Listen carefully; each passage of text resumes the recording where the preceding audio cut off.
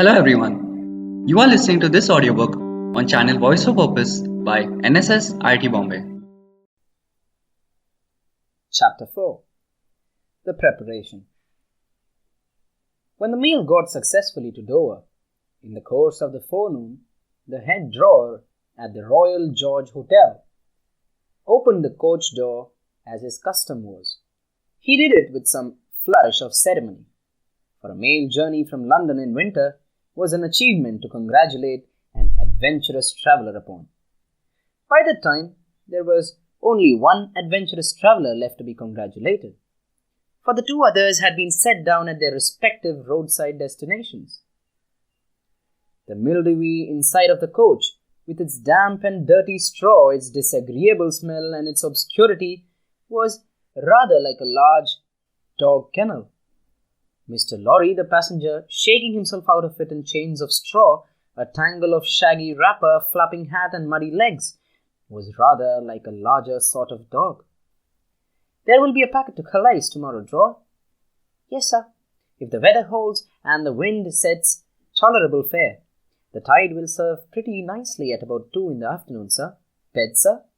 "I shall not go to bed till 9, but I want a bedroom and a barber." "And then breakfast, sir?" "Yes, sir. That way, sir, if you please." "Show Concord." "Gentlemen's valise and hot water to Concord." "Pull off gentlemen's boots in Concord." "You will find the fine sea-hole fire, sir." "Fetch barber to Concord." "Stir about there now for Concord." The Concord-bedded chamber being always assigned to a passenger by the mail, and passengers by the mail being always heavily wrapped up from head to foot, the room had the odd interest for the establishment of the Royal George, that although but one kind of man was seen to go into it, all kinds and varieties of men came out of it.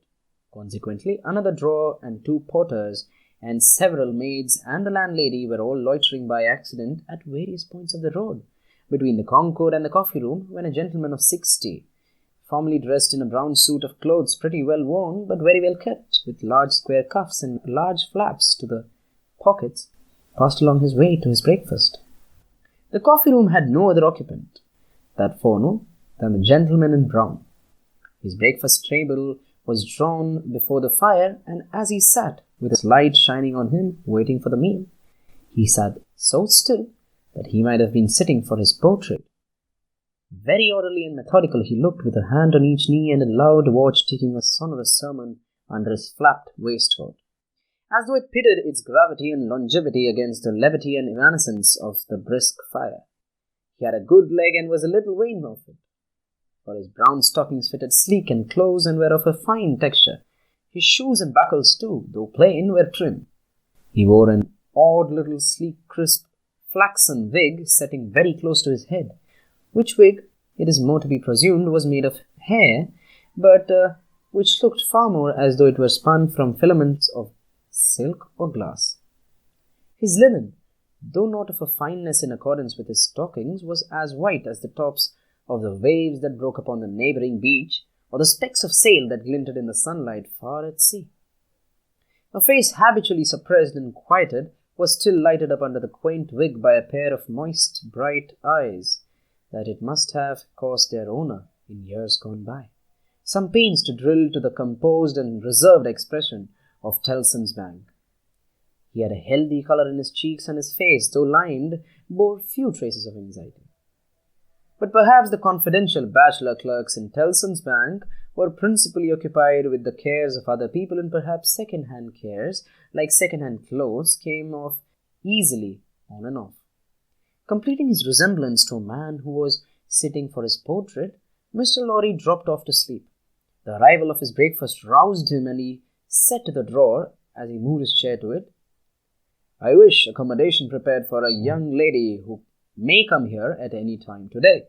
She may ask for Mr. Jarvis Lorry, or she may only ask for a gentleman from Tellson's Bank. Please to let me know." "Yes, sir. Tellson's Bank in London, sir?" "Yes." "Yes, sir. We have oftentimes the honour to entertain your gentlemen in their travelling backwards and forwards betwixt London and Paris, sir. A vast deal of travelling, sir, in Tellson and Company's house." "Yes, we are quite a French house." "As well as an English one." "Yes, sir.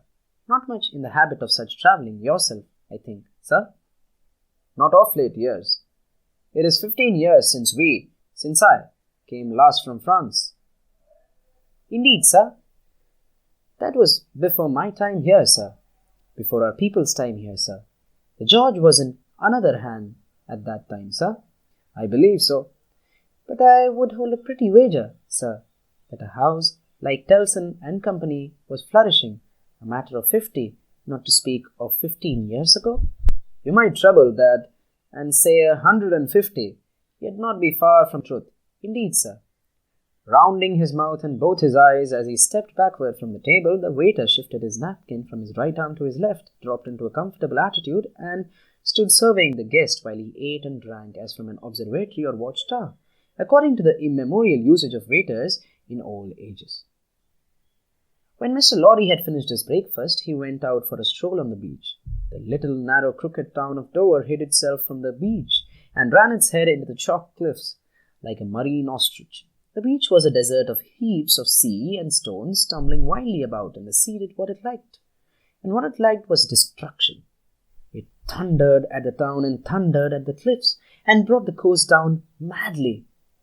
The air among the houses was of so strong a piscatory flavour that one might have supposed sick fish went up to be dipped in it, as sick people went down to be dipped in the sea. A little fishing was done in the port, and a quantity of strolling about by night, and looking seaward, particularly at those times when the tide made and was near flood. Small tradesmen, who did no business whatsoever, sometimes unaccountably realized large fortunes, and it was remarkable that nobody in the neighborhood could endure a lamplighter. As the day declined into the afternoon, and the air, which had been at intervals clear enough to allow the French coast to be seen, became again charged with mist and vapour, Mr. Lorry's thoughts seemed to cloud too. When it was dark and he sat before the coffee-room fire awaiting his dinner as he had awaited his breakfast, his mind was busily digging in the live red coals. A bottle of good claret after dinner does a digger in the red coals no harm, otherwise than as it has a tendency to throw him out of work. Mr. Lorry had been idle a long time, and had just poured out his last glassful of wine with as complete an appearance of satisfaction as is ever to be found in an elderly gentleman of a fresh complexion who has got to the end of a bottle, when a rattling of wheels came up at the narrow street and rumbled into the inn-yard. He set down his glass untouched. "This is Mamselle," said he. In a very few minutes the waiter came in to announce that Miss Manette had arrived from London and would be happy to see the gentleman from Tellson's. So soon? Miss Manette had taken some refreshment on the road, and required none then, and was extremely anxious to see the gentleman from Tellson's immediately, if it suited his pleasure and convenience. The gentleman from Tellson's had nothing left for it but to empty his glass with an air of solid desperation, settle his old little flaxen wig at the ears, and follow the waiter to Miss Manette's apartment. It was a large dark room furnished in a funereal manner with black horsehair and loaded with heavy dark tables. These had been oiled until the two tall candles on the table in the middle of the room were gloomily reflected on every leaf, as if they were buried in deep graves of black mahogany, and no light to speak of could be expected from them until they were dug out. The obscurity was so difficult to penetrate that Mr. Lorry, picking his way over the well-worn Turkey carpet, supposed Miss Manette to be for the moment in some adjacent room, until, having got past the two tall candles, he saw standing to receive him by the table between them and the fire a young lady of not more than 17 in a riding cloak, and still holding a straw travelling hat by its ribbon in her hand. As his eyes rested on a short, slight, pretty figure, a quantity of golden hair, a pair of blue eyes that met his own with an inquiring look, and a forehead with a singular capacity, remembering how young and smooth it was, of rifting and knitting itself into an expression that was not quite one of perplexity, or wonder, or alarm, or merely of a bright fixed attention, though it included all the four expressions. As his eyes rested on these things, a sudden vivid likeness passed before him of a child whom he had held in his arms on the passage across that very channel one cold time when the hail drifted heavily and the sea ran high. The likeness passed away like a breath along the surface of the gaunt pier glass behind her, on the frame of which a hospital procession of cupids, several headless and old cripples, were offering black baskets of dead sea fruit to black divinities of the feminine gender, and he made his formal bow to Miss Manette. "Pray take a seat, sir," in a very clear and pleasant young voice, a little foreign in its accent, but a very little indeed. "I kiss your hand, miss," said Mr. Lorry, with the manners of an earlier date, as he made his formal bow again and took his seat. "I received a letter from the bank, sir, yesterday, informing that some intelligence or discovery—" "The word is not material, miss. Either word will do." "Respecting the small property of my poor father, whom I never saw, so long dead." Mr. Lorry moved in his chair and cast a troubled look towards the hospital procession of Negro cupids, as if they had any help for anybody in their absurd baskets. "Rendered it necessary that I should go to Paris, there to communicate with a gentleman of the bank, so good to be dispatched to Paris for the purpose." "Myself, as I was prepared to hear, sir." She curtsied him. Young ladies made curtsies in those days, with a pretty desire to convey to him that she felt how much older and wiser he was than she. He made her another bow. "I replied to the bank, sir, that as it was considered necessary by those who knew, and who are so kind as to advise me that I should go to France, and that as I am an orphan and have no friend who could go with me, I should esteem it highly if I might be permitted to place myself during the journey under the worthy gentleman's protection. The gentleman had left London, but I think a messenger was sent after him to beg the favour of his waiting for me here." "I was happy," said Mr. Lorry, "to be entrusted with a charge. I shall be more happy to execute it." "Sir, I thank you indeed. I thank you very gratefully. I was told me by the bank that the gentleman would explain to me the details of the business, and that I must prepare myself to find them of a surprising nature. I have done my best to prepare myself, and I naturally have a strong and eager interest to know what they are." "Naturally," said Mr. Lorry. "Yes, After a pause he added, again settling the crisp flaxen wig at his ears, "It is very difficult to begin." He did not begin, but in his indecision met her glance. The young forehead lifted itself into that singular expression, but it was pretty and characteristic, besides being singular. And she raised her hand as if with an involuntary action she caught at or stayed some passing shadow. "Are you quite a stranger to me, sir?" "Am I not?" Mr. Lorry opened his hands outwardly and extended them with an argumentative smile. Between the eyebrows and just over the little feminine nose, the line of which was as delicate and fine as it was possible to be, the expression deepened itself as she took her seat thoughtfully in the chair by which she had hitherto remained standing. He watched her as she mused, and the moment she raised her eyes again went on. "In your adopted country, I presume, I cannot do better than address you as a young English lady, Miss Manette?" "If you please, sir." "Miss Manette, I am a man of business. I have a business charge to acquit myself of. In your reception of it, don't heed me any more than if I was speaking a machine truly. I am not much else. I will, with your leave, relate to you, miss, the story of one of our customers." "Story?" He seemed wilfully to mistake the word she had repeated. When he added in a hurry, "Yes, customers. In the banking business we usually call our connection our customers. He was a French gentleman, a scientific gentleman, a man of great acquirements, a doctor." "Not of Beauvois?" "Why, yes, of Beauvois. Like Monsieur Manette, your father, the gentleman was of Beauvois. Like Monsieur Manette, your father, the gentleman was of repute in Paris. I had the honor of knowing him there. Our relations were business relations, but confidential. I was at that time in our French house and had been, 20 years. "At that time? I may ask, at what time, sir?" "I speak, miss, of 20 years ago. He married an English lady, and I was one of the trustees. His affairs, like the affairs of many other French gentlemen and French families, were entirely in Tellson's hands. In a similar way, I am or I have been trustee of one kind or other for scores of our customers. These are mere business relations, miss. There is no friendship in them, no particular interest, nothing like sentiment. I have passed from one to another in the course of my business life, just as I passed from one of your customers to another in the course of my business day. In short, I have no feelings. I am a mere machine. To go on. But this is my father's story, sir, and I begin to think. The curiosity-roughened forehead was very intent upon him. That when I was left an orphan through my mother surviving my father only 2 years, it was you who brought me to England. I'm almost sure it was you. Mr. Lorry took the hesitating little hand that confidingly advanced to take his, and he put it with some ceremony to his lips. He then conducted the young lady straight away to her chair, and holding the chair back with his left hand and using his right by turns to rub his chin, pull his wig at his ears or point what he said, stood looking down into her face while she sat looking up into his. Miss Manette, it was I.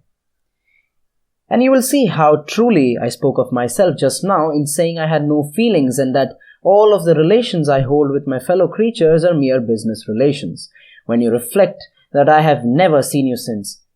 No, you have been the ward of Tellson's house since, and I have been busy with other business of Tellson's house since. Feelings? I have no time for them, no chance of them. I pass my whole life, miss, in turning an immense pecuniary mangle. After this odd description of his daily routine of employment, Mr. Lorry flattened his flaxen wig upon his head with both hands, which was most unnecessary, for nothing could be flatter than its shining surface was before, and resumed his former attitude. So far, miss, as you have remarked, this is the story of your regretted father. Now comes the difference. If your father had not died when he did, don't be frightened. How you start? She did, indeed, start. And she caught his wrist with both hands. Pray, said Mr. Lorry in a soothing tone, bringing his left hand from the back of the chair to lay it on the supplicatory fingers that clasped him in so violent a tremble. Pray control your agitation, a matter of business, as I was saying. Her look so discomposed him that he stopped, wondered, and began anew. As I was saying, if Monsieur Manette had not died, if he had suddenly and silently disappeared, if he had been spirited away, if it had not been difficult to guess to what dreadful place, though no one could trace him, if he had an enemy in some compatriot who could exercise a privilege that I, in my own time, have known the boldest people afraid to speak of in a whisper, across the water there, for instance, the privilege of filling up blank forms for the consignment of anyone to the oblivion of a prison, for any length of time, if his wife had implored the king, the queen, the court, the clergy for any tidings of him, and all quite in vain, then the history of her father would have been the history of this unfortunate gentleman, the doctor of Divulge. I entreat you to tell me more, sir. I will. I am going to. You can bear it? I can bear anything but the uncertainty you leave me at this moment. You speak collectedly, and you are collected. That's good. Though his manner was less satisfied than his words. A matter of business. Regard it as a matter of business. Business that must be done. Now if this doctor's wife, though a lady of great courage and spirit, had suffered so intensely from this cause before her little child was born. The little child was a daughter, sir. A daughter. A matter of business. Don't be distressed, miss. If the poor lady had suffered so intensely before her little child was born that she came to the determination of sparing the poor child the inheritance of any part of the agony she had known the pains of, by rearing her in the belief that her father was dead. No, don't kneel. In heaven's name, why should you kneel to me? For the truth. Oh dear, good compassionate sir, for the truth. A matter of business. You confuse me, and how can I transact business if I am confused? Let us be clear-headed. If you could kindly mention now, for instance, what 9 times 9 pence are, or how my shillings and 20 guineas would be, it would be so encouraging. I should be so much more at ease about your state of mind." Without directly answering to his appeal, she sat so still when he had very gently raised her, and the hands that had not ceased to clasp his wrists were so much more steady than they had been, that she communicated some reassurance to Mr. Jarvis Lorry. That's right. Courage. Business. You have business before you. Useful business. Miss Manette, your mother took this course with you. And when she died, I believe broken-hearted, having never slackened her unavailing search for your father, she left you at 2 years old to grow to be blooming, beautiful, and happy, without the dark cloud upon you of living in uncertainty whether your father soon wore his heart out in prison or wasted there through many lingering years. As he said the words, he looked down with an admiring pity on the flowing golden hair, as if he pictured to himself that it might have been already tinged with grey. You know that your parents had no great possession, and that what they had was secured to your mother and to you. There has been no new discovery of money or of any other property, but— He felt his wrist held closer and he stopped. The expression in the forehead, which had been so particularly attracted his notice, and which was now immovable, had deepened into one of pain and horror. He had been found. He is alive, greatly changed, it is too probable, almost a wreck, it is possible. Though we'll hope the best. Still alive. Your father has been taken to the house of an old servant in Paris, and we are going there. I, to identify him if I can, you, to restore him to life, love, duty, rest, comfort. A shiver ran through her frame, and from it, through his. She had in a low, distinct, awe-stricken voice, as if she was saying it in a dream, I am going to see his ghost. It will be his ghost, not him. Mr. Lorry, quietly sharp, the hands that held his arm. There. See now. The best and the worst are known to you. Now, you are well on your way to the poor wronged gentleman, and with a fair sea voyage and a fair land journey, you will be soon at his dear side. She repeated in the same tone sunk to a whisper. I have been free. I have been happy. Yet his ghost has never haunted me. Only one thing more, said Mr. Lorry, laying stress upon it as a wholesome means of enforcing her attention. He has been found under another name, his own long forgotten or long concealed. It would be worse than useless now to inquire which, worse than useless to seek to know whether he has been for years overlooked, or always designedly held prisoner. It would be worse than useless now to make any inquiries, because it would be dangerous. Better not to mention the subject anywhere or in any way, to remove him, for a while, at all events, out of France. Even I, safe as an Englishman, and even Tellson's, important as they are to French credit, avoid all naming of the matter. I carry about me not a scrap of writing openly referring to it. This is a secret service altogether. My credentials, entries, and memoranda are all comprehended in one line, recalled to life, which may mean nothing, but what is the matter? She doesn't notice a word, Miss Manette. Perfectly still and silent, and not even fallen back in her chair. She sat under his hand, utterly insensible, with her eyes open and fixed upon him, and with that last expression looking as if it were carved or branded into her forehead. So close was her hold upon his arm that he feared to detach himself, lest he should hurt her.